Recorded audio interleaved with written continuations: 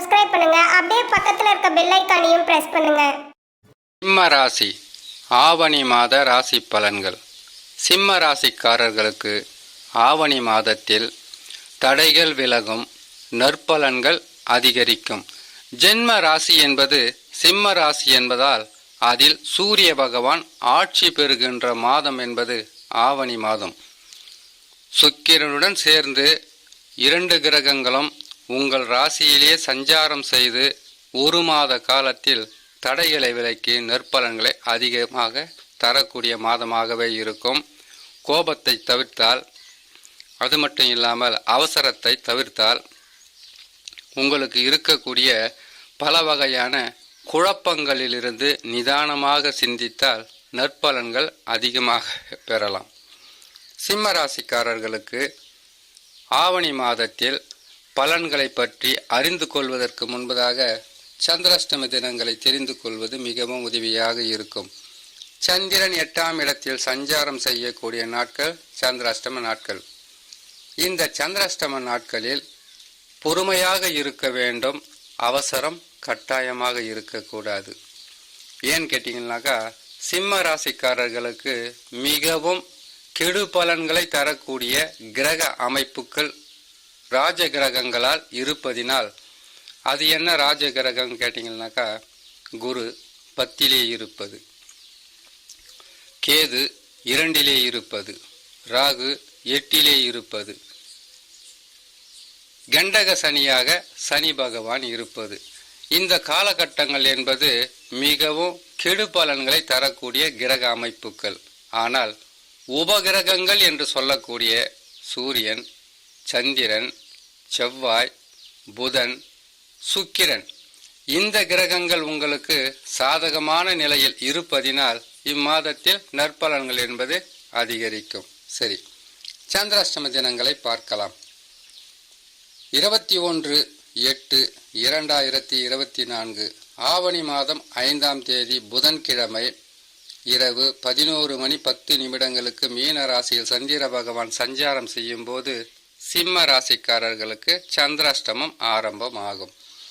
சந்திராஷ்டம தினங்களிலிருந்து விடுபடக்கூடிய நாட்களாக 23/8/2024 ஆவணி மாதம் 7ஆம் தேதி வெள்ளிக்கிழமை இரவு 1:29 மேச ராசியில் சந்திர பகவான் சஞ்சாரம் செய்யும் போது சந்திராஷ்டம தினங்களிலிருந்து விடுபடக்கூடிய நாட்களாக இருக்கும். இந்த சந்திராஷ்டம தினங்களில் புதிதாக தொழில் தொடங்கக்கூடாது, வாக்குவாதம் இருக்கக்கூடாது. குடும்பத்திலும் சரி வெளியிலும் சரி அமைதியும் பொறுமையாகவும் இருக்க வேண்டும். அது மட்டும் இல்லாமல் வெளியூர் பிரயாணம் ஏற்பட்டால் சற்று தாமதமாக இருந்து 2.25 நாட்களுக்கு பிறகு சென்றால் பெரிதளவு பாதகம் இருக்காது. வண்டி வாகனங்களில் மெல்லமாக செல்ல வேண்டும். இம்மாதத்தில் கிரகங்கள் தரக்கூடிய பலன்களை பார்க்கலாம். சிம்ம ராசிக்காரர்களுக்கு ஜென்ம ராசியில் சூரியனுடன் இணைந்த சுக்கிர பகவான் நற்பலன்கள் அதிகரிக்கும். உடல் உஷ்ணத்தால் சில பாதிப்புகள் வரலாம், மருத்துவரை அணுகினால் சரியாகும். கேது பகவான் 2ஆம் இடத்தில் இருப்பது உங்களுக்கு கொடுத்த வாக்கை காப்பாற்றுவதற்கு பல வகையான போராட்டங்களாக இருக்கும், அல்லது பேசிய வார்த்தையால் சில பிரச்சனைகள் வரும். சனி பகவானை பொறுத்தவரையில் கும்ப ராசியில் வக்ரம் பெற்று கண்டக சனியாக இருப்பது பாதகமல்ல, நற்பலன்களும் கொடுப்பதற்குண்டான வாய்ப்புகள் கிடையாது. ராகு பகவானை பொறுத்தவரையில் 8ஆம் இடத்தில் இருப்பது, 8ஆம் இடத்தில் சந்திர பகவான் இருந்தாலே பாதகத்தை தருவார். ராகு பகவான் இருப்பதினால் உங்களுக்கு தவறான நட்பு, தவறான உறவு, தவறான சேர்க்கை ஏதாவது இருந்தால் அதிலிருந்து விலகி இருப்பது மிகவும் சிறப்பாக இருக்கும். தொழில் செய்பவர்களுக்கு, வியாபாரம் செய்பவர்களுக்கு, அரசு ஊழியர்களாக இருப்பவர்களுக்கு கடினமான கஷ்டமும் வேலை சுமையும் அதிகப்படியான உங்களுக்கு அலைச்சலும் திருச்சலும் கொடுக்கின்ற காலகட்டமாகவே இருக்கும். ராகு பகவான் 8ஆம் இடத்தில் இருக்கும் வரையில்.